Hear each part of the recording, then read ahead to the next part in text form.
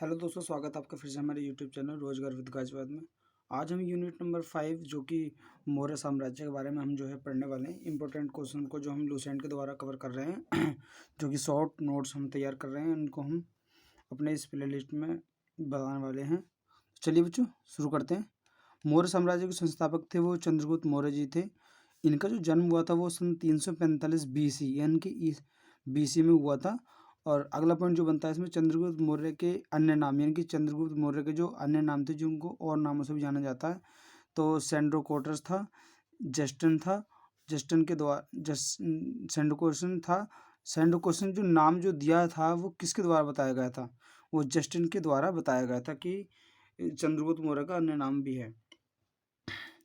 अगला पॉइंट हमारा, चंद्रगुप्त मौर्य को विलियम्स द्वारा पहली बार कहा गया था। किसके द्वारा?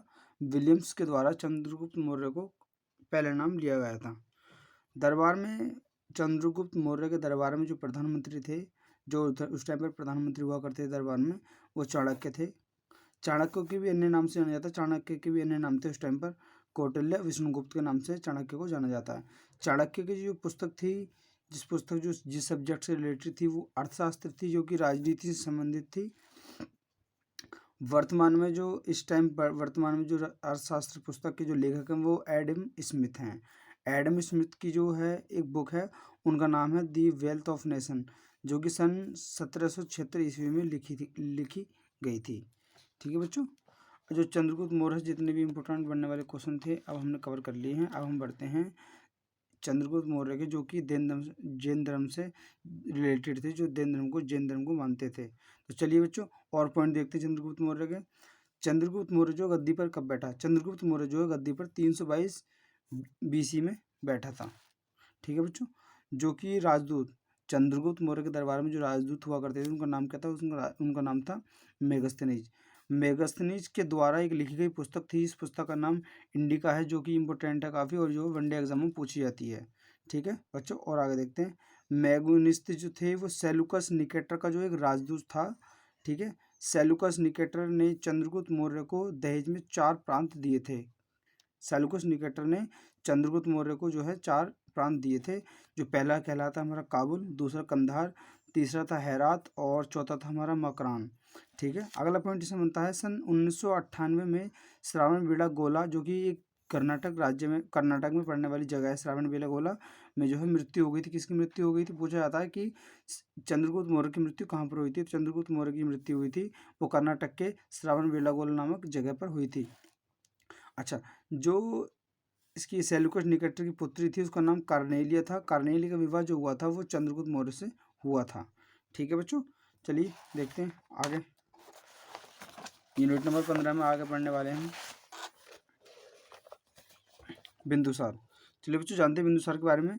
बिंदुसार जो है गद्दी पर बैठने का जो समय है बिंदुसार का, वो सन 298 ईस्वी में बैठा था।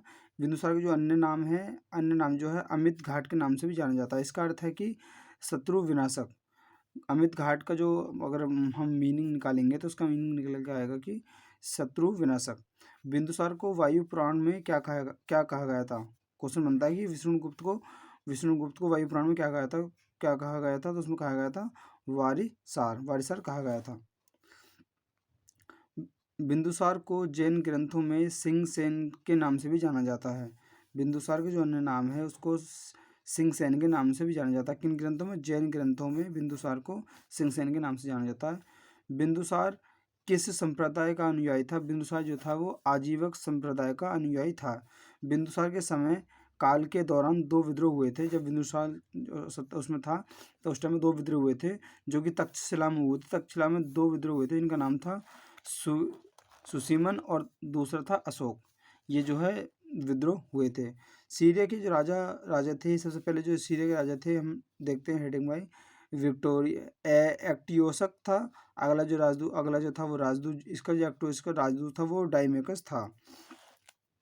बिंदुसार को 16 राज्यों का राजा भी बताया गया है। वनडे एग्जाम पूछा जाता है, काफ़ी बार पूछा लिया जाता है कि बिंदुसार को 16 राज्यों का राजा कहा गया। किसने कहा? तारानाथ के द्वारा कहा गया था। तारानाथ ने बताया था कि बिंदुसार को 16 राज्यों का राजा कहा गया था। तारानाथ की 2 पुस्तक थी। पहली पुस्तक थी उनकी अयंगुर, दूसरी थी उनकी तयंगुर। ये 2 पुस्तक थी जो कि तारानाथ के द्वारा लिखी गई थी। चलिए बच्चों, आज आज के लिए इतना ही करते हैं काफ़ी। आज हमने जो है यूनिट नंबर 15 कंप्लीट कर लिए। और बच्चों हम कल मिलने वाले हैं यूनिट नंबर 16 के साथ। तो चलो बच्चों, अगर अच्छा लगे आपको वीडियो अच्छी लगे तो शेयर करें, लाइक करें, सब्सक्राइब करें चैनल को।